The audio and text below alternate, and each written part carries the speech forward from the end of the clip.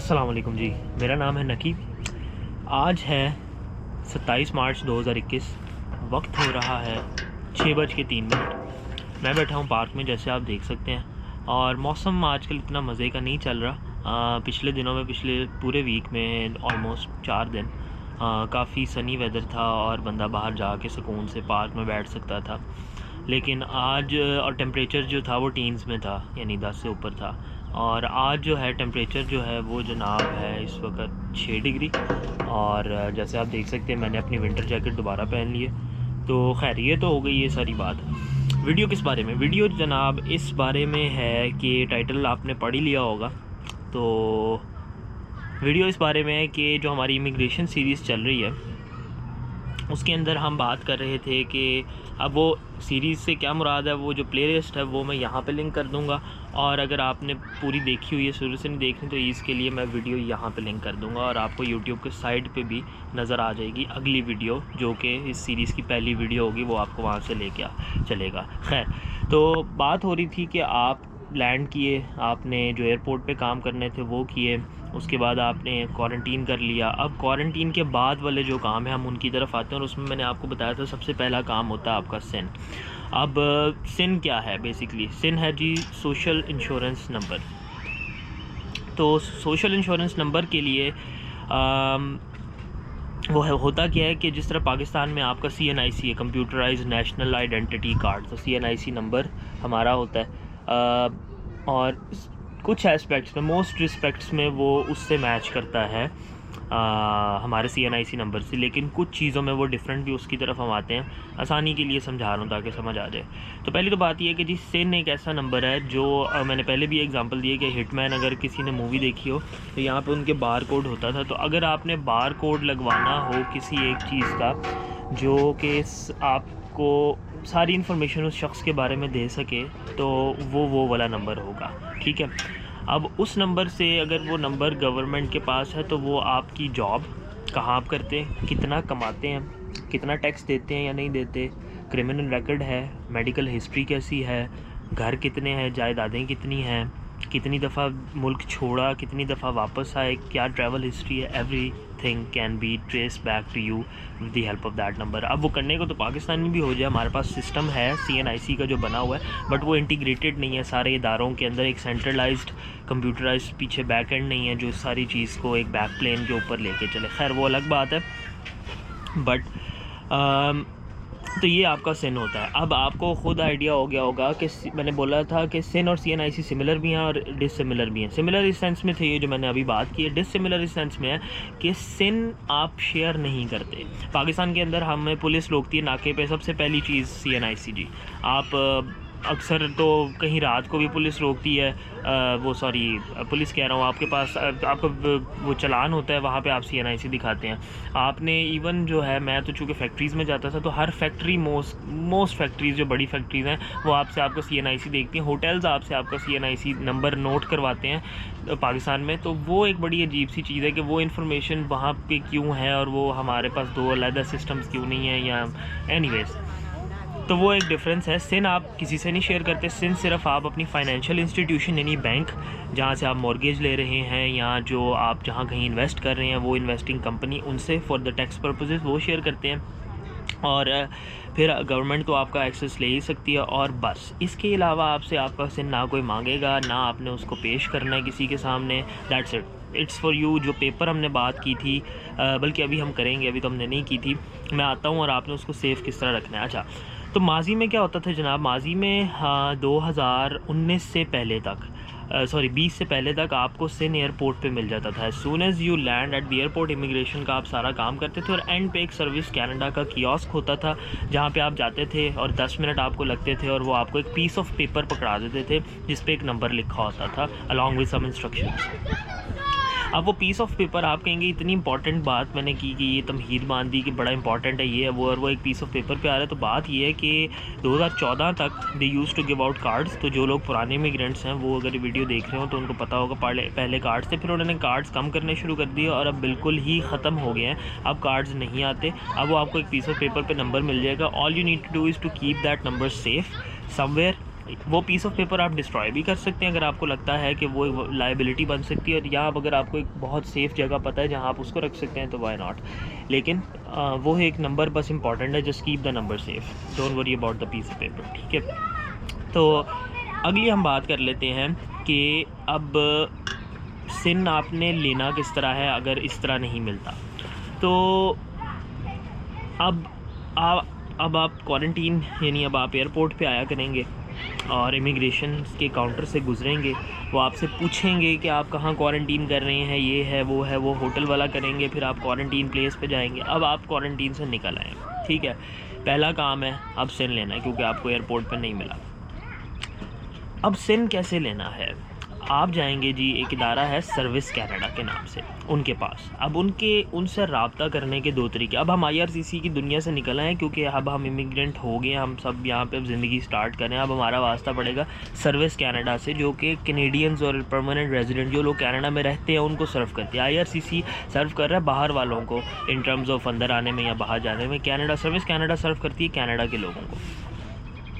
तो उनके ऑफिसेज आप गूगल करेंगे अपने से करीबी तरीन लोकेशन। अब मैंने बताया दो तरीके हैं जाने के। एक तो ये है कि आप जब क्वारंटीन में होंगे तो करने को कुछ नहीं होगा सिवाय नेटफ्लिक्स देखने के, तो मैंने इसलिए आपको कुछ काम कहे थे कि आप अपना कपड़ों की हंट कर सकते हैं, आप घर के लिए हंट कर सकते हैं। तो उसमें एक और हंट आप ऐड कर लें कि आपने एक तो लेटेस्ट पॉलिसी से अपने आप को आगाह रखना है, दूसरा ये है कि आपने जो है सर्विस कनाडा की लोकेशन अपने घर के पास ढूंढनी है और उनको कॉल करनी है। अब आपने कॉल करके उनको कहना ये है कि जी मुझे अपॉइंटमेंट चाहिए। वो आपको कहेंगे कि नहीं, हम आपको अपॉइंटमेंट नहीं दे सकते। अगर आप आते हैं और ये हालात जो आज चल रहे हैं, आज की तारीख़ यानी कि 27 मार्च को, तो फिर ये होगा। अब ये ना मुझे कोई 6 महीने बाद, साल बाद कमेंट करके कहे कि ये तो बकवास लिखी हुई है। ये अभी की सिचुएशन है, अभी अगर आप आ रहे हैं तो ये तब के लिए है। हो सकता है ये चेंज हो जाए, मैं एक और वीडियो बना दूँगा, बट ये अभी के लिए। तो वो आपसे कहेगा कि जी हम तो नहीं बुला सकते क्योंकि बड़ी रिस्ट्रिक्शंस चल रही हैं, और अनलेस एब्सोल्युटली नेसेसरी ना हो तो हम जो सिन वाले और इस तरह के नॉर्मल केसेस होते हैं वो हम ऑनलाइन डील कर रहे हैं। आप हमारे फलां वेबसाइट पे, वो किक का ही आगे cic.gc.ca के आगे ही एक लिंक है, वो मैं नीचे डिस्क्रिप्शन में शेयर कर दूँगा। आप उधर जाके तो ऑनलाइन अप्लाई करें, और आप कहेंगे कि अच्छा, और आप ऑनलाइन अप्लाई कर देंगे। अब उसमें फिर 2-3 चैलेंजेस आते हैं जो मुझे आए थे। अब मैं यहाँ पे आपको अपनी स्टोरी सुनाना शुरू करता हूँ, और वो फिर हम साथ साथ उससे लर्निंग भी ले लेंगे और आपको समझ भी आ जाएगी, और क्या चीज़ें नहीं करनी वो भी मैं बता दूँगा। तो हुआ ये कि जनाब मैं आया कैलगरी बेसमेंट में, वो वीडियो आप यहाँ देख सकते हैं जिस दिन मैं आया। उसके बाद मैंने अपना क्वारंटीन किया, वो सारा पीरियड कैसे गुजरा वो भी आप यहाँ देख सकते हैं। उसके बाद फिर मैं क्वारंटीन से निकला 25 जुलाई 2021 को, ठीक है। अच्छा, और पहला काम हमने करना था कि हमने सर्विस कनाडा के जाके यही वाला काम करना था। और आखिरी 1-2 दिनों में, उससे पहले यानी 20-21 को, मैंने और मेरे जो दोस्त उसामा आए थे बिलियन हॉबीज़ वाले मेरे साथ, वो अपनी क्वारंटीन कर रहे थे, मैं अपनी क्वारंटीन कर रहा था। तो हम दोनों ने उनको रब्ता किया। अब जिस एजेंट ने मेरे से बात की उसने मुझे मेरे केस को ज़रूरी नहीं समझा इमरजेंसी कि भाई एक सिन है और वो तुम्हें तभी मिलना है और ये वो, तो तुम सुकून करो और ऑनलाइन अप्लाई करो। और उसामा ने बात करने का अंदाज़ ऐसा होगा, या समटाइम्स एजेंट आपका जो दूसरा होता है वो एम्पैथी शो कर देते हैं, या कोई एक बात हो जाती है, उनको बहरहाल अपॉइंटमेंट मिल गई और मुझे नहीं मिली। मैंने दोबारा कॉल की, किसी और ने उठाई और मैंने उसको पूछा और उसने भी नहीं मुझे दी। मैंने कहा इससे ज़्यादा मैं ट्राई क्या करूँ। मैंने खैर ऑनलाइन खोला और ऑनलाइन अप्लाई कर दिया। अब ऑनलाइन में उस वक्त मसला ये था कि वो सिस्टम अपनी इन्फेंसी में था, यानी नया बनाया था, और उसमें बग्स भी थे और उनको खुद नहीं पता था कि कितना सही चलेगा। तो हुआ फिर ये कि ऑनलाइन अप्लाई करने में आपको 2-3 चीज़ें करनी पड़ती हैं। COPR जिसकी हमने बात कर ली हुई है, जो बेसिकली एक PR कार्ड जब तक आपको नहीं मिलता उसकी रिप्लेसमेंट के तौर पे आप पीस ऑफ पेपर यूज़ करते हैं। आपके पास 2 होंगे। जब आपको वीज़ा लग के आपका आएगा पाकिस्तान इस्लामाबाद एम्बेसी से, तो उसमें 2 COPR की कॉपीज़ होंगी।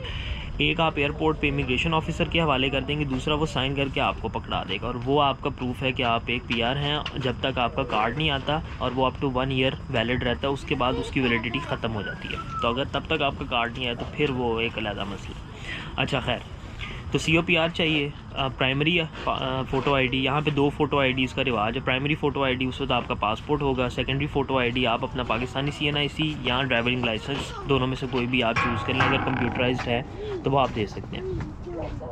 तो वो हो गया। अच्छा, उसके बाद ये आपने जमा करवा दी। तीसरी वो फिर चीज़ पे आ जाएंगे कि प्रूफ ऑफ एड्रेस दें।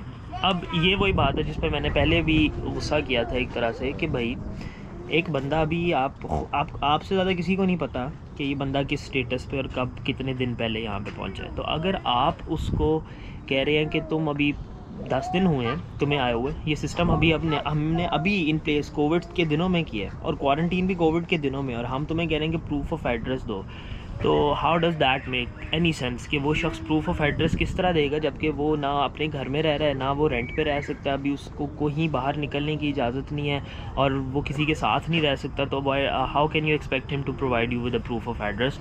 वो एक अनरीज़नेबल चीज़ है। खैर उस वक़्त फिर जो था वो मैं नहीं कर सका। मैंने कहा चलो ठीक है फ़ाइन। उसके बाद फिर क्या हुआ कि जो मेरा वो था कॉलीग उसामा दोस्त, वो अपॉइंटमेंट उन्होंने ली हुई थी। अब जब हम 25 तारीख़ को बाहर निकले तो उन्होंने मुझे 24 को यानी पिछले दिन फ़ोन करके कहा कि यार हमने अपॉइंटमेंट ली हुई है, उन्होंने हमसे पूछा था, मैंने कहा अपॉइंटमेंट चाहिए, आप हमारे साथ चले जाओ, अगर तो उन्होंने आपको आने दिया वेल एंड गुड है, अगर नहीं तो फिर वापस आ जाना, मतलब बाहर तो जाना ही है, तो हमने बाकी कोई काम करने तो उस दिन, तो वाई नॉट। मैंने कहा हाँ मेक सेंस। तो हम चले गए सारे और उन्होंने अपॉइंटमेंट की देखी और उन्होंने जाने दिया अंदर। मैंने कहा चलो यार शुक्र है, सही है, फिट हो गया। अब वहाँ पे आप जाते हैं और आप अब वही लेके टिकट सिस्टम नंबर पर्ची लेके बैठ जाते हैं, आपकी बारी आती है, वो लिखा था टिकट नंबर काउंटर नंबर, वो करके आप उस पर पहुँचते हैं। अच्छा, तो सबसे पहले हुआ उसामा साहब बैठे और वो बंदा बड़ा हंसता मुस्कुराता था और उसने जो है उसामा से उसका पासपोर्ट मांगा और COPR। तो जब आप इन पर्सन जाते हैं तो सिर्फ 2 चीज़ें चाहिए, आपका पासपोर्ट और आपका COPR, और तीसरी चीज़ आप बजाते खुद बनफ्स नफीस होते हैं जिसकी वजह से कोई कुछ नहीं मांगता, ना प्रूफ ऑफ एड्रेस ना सेकेंडरी फ़ोटो ID। उसके बाद उसने उससे वो डॉक्यूमेंट वेरीफाई किए। उसके बाद उसने उसको एक प्राइवेसी स्टेटमेंट का बोला कि तुम ये इसको पढ़ के समझ लो कि सिन कितना इंपॉर्टेंट है, किसी से शेयर नहीं करना, ब्ला ला ब्ला ला ब्ला। और उसके बाद वो गया और प्रिंटर से एक प्रिंट आउट ला के दिया और कहा कि ये लें आपको मुबारक हो, और वो उठ के साइड पे हो गया। उनकी वाइफ बैठी और उन्होंने भी यही सारा अमल किया। उसने COPR पासपोर्ट दिया, प्राइवेसी पॉलिसी पढ़ाई, फ़ोटो कॉपियर पे गया, प्रिंटर पे गया और जाके प्रिंट लेके उनको दे दिया।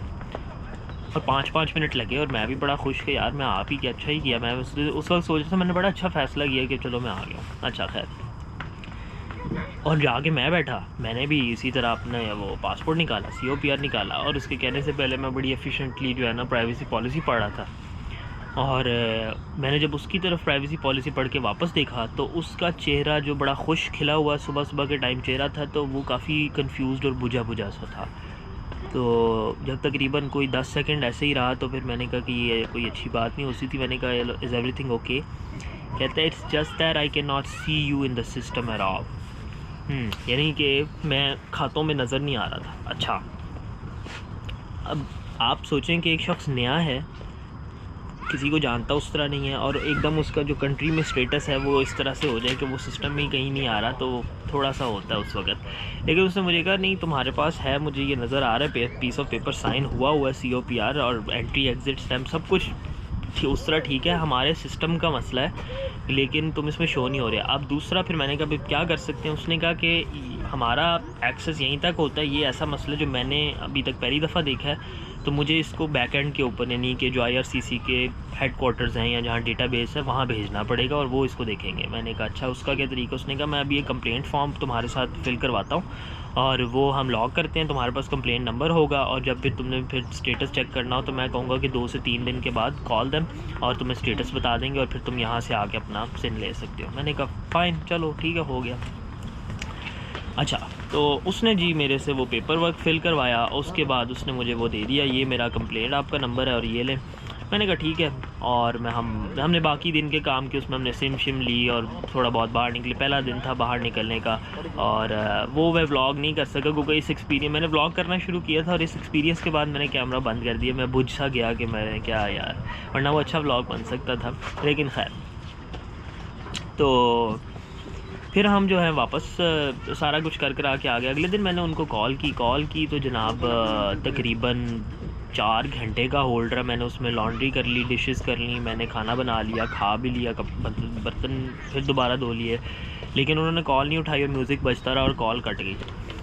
से अगले दिन फिर मैंने दोबारा यही किया और यही हुआ। फिर मैंने कहा यार अब इसका मैं क्या करूँ, वो तो कोविड की वजह से जी कॉल्स नहीं हम उठा सकते।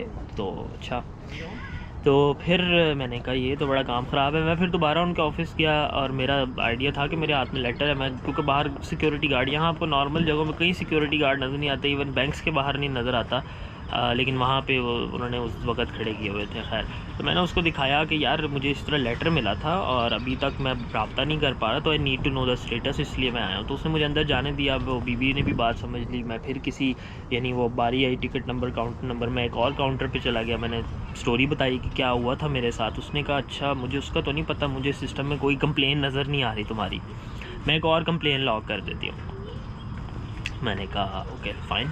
उसने एक और कंप्लेन लॉग की, एक और कंप्लेन जो है फॉर्म मुझे पकड़ा दी, उस पर एक और नंबर था। उसने कहा अब तुमने पिछला नंबर नहीं बताना, अब तुमने ये नंबर बताना, ये तुम्हारा नया ट्रैकिंग नंबर है। मैंने कहा ठीक है।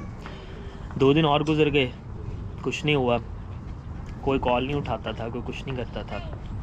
और मैं फिर अगले मंडे को फिर उनके पास गया। फिर बंदे ने कहा कि नहीं यार सिस्टम में है ही नहीं कुछ, ना कंप्लेन ना कुछ ना केस, ये तो मुझे बता रहे हो, this is the first time ऐसे लग रहा है मैं सुन रहा हूँ, और कुछ भी नहीं है। एक और कंप्लेन लॉग हुई, एक और पेपर मिल गया। अब इसने कहा कि 1 हफ़्ते बाद तुम ना चेक करना, ठीक है वो कॉल नहीं करते उठाते तुम्हारी, तुम 1 हफ़्ते बाद चक्कर लगा लेना। और मैंने कहा ठीक है। और 1 हफ़्ते बाद जो है ना मैं पहुंच गया उनके पास, और फिर मैंने जाके एक नए बंदे को सारी रुदाद सुनाई। उसने कहा कि हाँ केस लॉग हुआ है। मैंने कहा गुड, तो क्या है? कहता है कोई है नहीं, इसका अनप्रेसिडेंटेड सी चीज़ लग रही है। तो मेरे पास ना नंबर आ रहा है, सॉरी ना मेरे पास कोई इसको टाइमलाइन इसकी कोई मुझे पता है। उसने अपने सुपरवाइज़र से बात की, उसने भी कहा कि इसकी टाइमलाइन हमें नहीं पता बैक एंड से आएगी तो वही है, तो जब आएगी तभी आएगी। ये उनका जवाब था, it is what it is. और मैं उस वक्त बड़ा जो है ना अफसोस कर रहा था कि यार पाकिस्तान के अंदर चीज़ें करने के कितने तरीके होते हैं ना, मसलन के अब उनमें से कुछ सही भी हैं कुछ नहीं भी हैं, कि देयर इज़ ऑलवेज समबडी जिसके पास आप जाके बात कर सकते हैं, देयर इज़ ऑलवेज समबडी जिसको लोग ब्राइब कर देते हैं। मैं आपको मशवरा नहीं दे रहा, लेकिन लोग करते हैं, होता है, किसी का रेफरेंस चल जाता है। यहाँ पे अब कुछ नहीं मुझे नज़र आ रहा था, यानी एक बैरियर बन गया था कि उस सुपरवाइज़र से ऊपर मेरा एक्सेस नहीं है, मैं किसी से बात नहीं कर सकता कि ये हो क्या रहा है। एक चीज़ जो 10 मिनट लेती है उसको 2 हफ्ते गुजर गए, और मैं उसकी वजह से काफ़ी चीज़ें मेरी और रुकी हुई थी। मैं अपनी हेल्थ मैं अपना कोई भी वो नहीं कर सकता था। अच्छा, एक चीज़ होती है बैकग्राउंड चेक, वो आपका समटाइम्स आपका जो लैंडलॉर्ड होता है वो भी करवाता है, आपका एम्प्लॉयर भी करवाता है। आपकी आपने मॉर्गेज लेनी हो, आपने बैंक अकाउंट खुलवाना हो, तो बैकग्राउंड चेक वो करते हैं आपका। तो आपके ये सारे काम रुक जाएंगे जब आपके पास सिन नहीं होगा। तो मेरे लिए वो एक थोड़ी सी ना उसका अर्जेंट प्रायोरिटी ऊपर जाती जा रही थी वक्त के साथ साथ। 2 हफ्ते हो गए थे खैर, और वो मैंने उसको पूछा कि ठीक है वो सारा कुछ मुझे बताओ मसला क्या है। तो उसने कहा यार मुझे नहीं पता, ये ऐसा होता नहीं है, वो सिस्टम में कहीं फंस गया है या क्या हुआ है, वी डोंट नो। अब एक साइड मेरी सोच रही थी कि शायद ये कोई और मसला चल रहा है बैक एंड पे और मैंने डिपोर्ट होना है और कोई चीज़ नहीं हुई, या पता नहीं क्या हो गया है या कुछ चेंज हो गया है, और मैं बड़ा परेशान था। बट मैंने उनसे मैं पूछता था तो वो कहते थे हमें नहीं पता, हमें नहीं पता, हमें नहीं पता। मैं सोचता था ऐसे कैसे हो सकता है कि इनको पता, किसी को पता ही कुछ नहीं है, और ये पूछ भी नहीं रहे और पूछ सकते भी नहीं है। खैर, तो इसी तरह करते जो है ना वो एक और हफ्ता भी गुजर गया, और उसके बाद मैं टोरंटो आना था मैंने, क्योंकि इस सारे अमल के दौरान मेरी वो जॉब ऑफ़र फिर मुझे आई, और फिर वो इंटरव्यू हुए और फर्म हो गई जॉब ऑफ़र। अब फिर अगला स्टेप जब होता है, आपको जॉब ऑफ़र फर्म हो जाती है, तो आपका एम्प्लॉयर आपको कहता है कि जी हमें वो दें, अपना सिन दें, हमने बैकग्राउंड चेक आपका कंप्लीट करना है ताकि आपको एनरोलमेंट हम कंप्लीट कर सकें। ये सारे एम्प्लॉयर करते हैं आपसे। तो वो मेरे पास था कोई नहीं, मैंने उनको अपनी स्टोरी समझाई। उन्होंने कहा अच्छा चलो अब तुम्हारी जॉइनिंग डेट हमने ये रखी थी, अब हमें वो आगे लेके जानी पड़ेगी, और वो टेदर्ड है इस चीज़ से कि जब तक तुम ये नहीं दोगे कुछ नहीं होने वाला। मैं परेशान हो गया कि ये तो यार 1 महीने की सैलरी मेरी कट जाएगी इस तरह, और ये वो कट नहीं जाएगी, यानी मिलेगी नहीं, जो काम मैं कर सकता था मैं नहीं कर पा रहा, और वो सारा कुछ। तो मैंने कहा अच्छा, लेकिन अब टाइम आ गया था। मैंने फ़्लाइट्स पहले की जो है वो तकरीबन 2-3 दिन पहले मैं करवा चुका हुआ था अपनी फ़्लाइट बुक। तो मैं आ गया फिर 31 तारीख़ को टोरंटो, वहाँ से आधा सा मुँह बना के कि यार काम भी नहीं हुआ, आई होप इनके सिस्टम सारे कनेक्टेड हों, मैं प्रोविंस चेंज कर रहा हूँ।